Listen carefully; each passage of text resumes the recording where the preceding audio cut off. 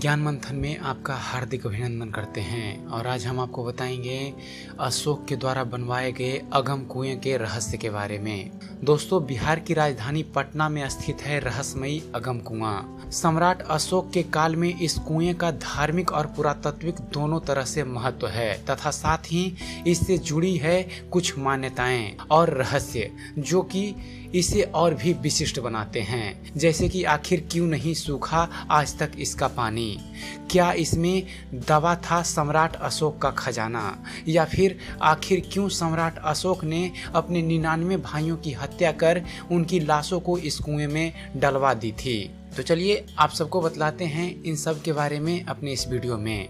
दोस्तों, ऐसा माना जाता है कि इस कुएं की खुदाई सम्राट अशोक के काल में 273 से 232 ईस्वी पूर्व में की गई थी। इस कुएं की खासियत यह है कि भले ही कितना भयंकर सूखा क्यों ना पड़ जाए, यह कुआं सूखता नहीं है। वहीं दूसरी तरफ बाढ़ ही क्यों ना आ जाए, इस कुएं के जल स्तर में कोई खास वृद्धि नहीं होती। इस ऐतिहासिक कुएं का जल स्तर गर्मियों में अपने सामान्य जल स्तर से सिर्फ 1 या 1.5 फीट नीचे जाता है। वहीं बारिश के दिनों में भी जल स्तर सामान्य से केवल 1 या 1.5 फीट तक ऊपर आता है। इस कुएं की एक और खासियत यह है कि इसके पानी का रंग बदलता रहता है। इस कुएं की गहराई नापने के लिए अब तक अनेक प्रयास किए जा चुके हैं, जिनसे पुरातत्व विभाग इस निष्कर्ष पर पहुंचे हैं कि इस कुएं की गहराई लगभग 105 फीट है। चूँकि 105 फीट की गहराई उस जमाने में बहुत ज़्यादा थी, क्योंकि उस जमाने में मात्र 20 फीट की खुदाई पर ही पानी निकल जाता था। इसलिए इस कुएं का नाम अगम कुआं पड़ा। अगम कुआं का मतलब होता है पाताल से जुड़ा हुआ कुआं। अब आपको बतलाते हैं इस कुएं से जुड़े सम्राट अशोक के खजाने का रहस्य के बारे में। दोस्तों, इस कुएं के अंदर श्रृंखलाबद्ध 9 और उसके बाद छोटे छोटे कुएं हैं तथा ऐसी मान्यता है कि सबसे अंत में एक तहखाना है जहां सम्राट अशोक का खजाना रहता है।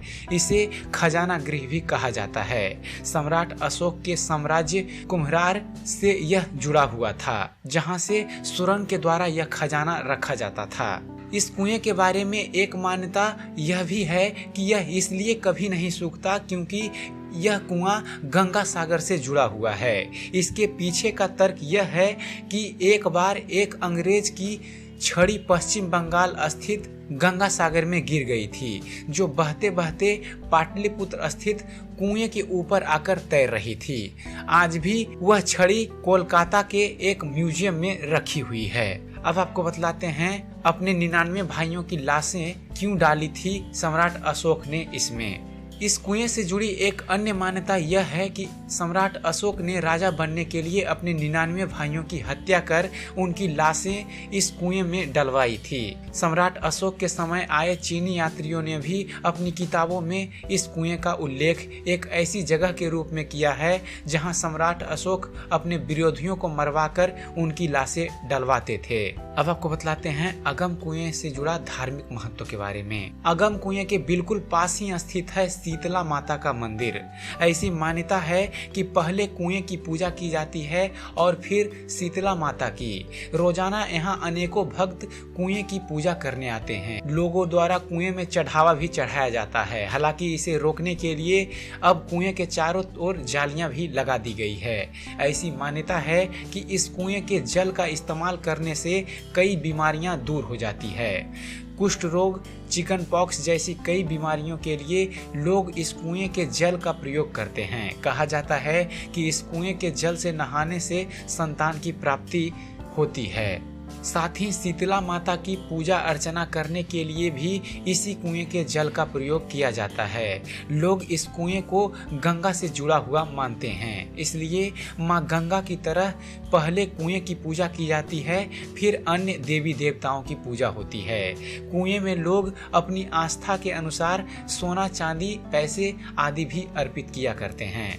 चलते चलते आपको बतला देते हैं इस अगम कुएं के इतिहास के बारे में। दोस्तों, इस अगम कुएं की खोज साल 1902 से 3 ईस्वी के बीच ब्रिटिश खोजकर्ता लॉरेंस वाडेल ने की थी।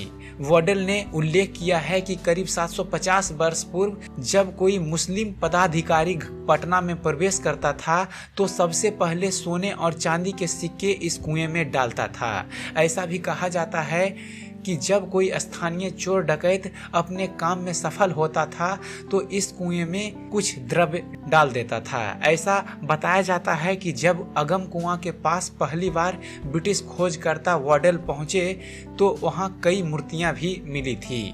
तो आशा करता हूं अगम कुएं पर बनाया गया हमारा वीडियो आपको पसंद आया होगा। अगर जो आपको हमारी चैनल पर दिखाई गई जानकारी पसंद आती है, अगर जो आपको इस चैनल पर दिखाई गई जानकारी भरे वीडियो पसंद आती है तो हमारे चैनल को सब्सक्राइब करना ना भूलें। हमारे चैनल को सब्सक्राइब कीजिए, हमारे वीडियो के बारे में कमेंट कीजिए कि आपको यह कैसा लगता है और देखते रहिए, जानते रहिए। धन्यवाद।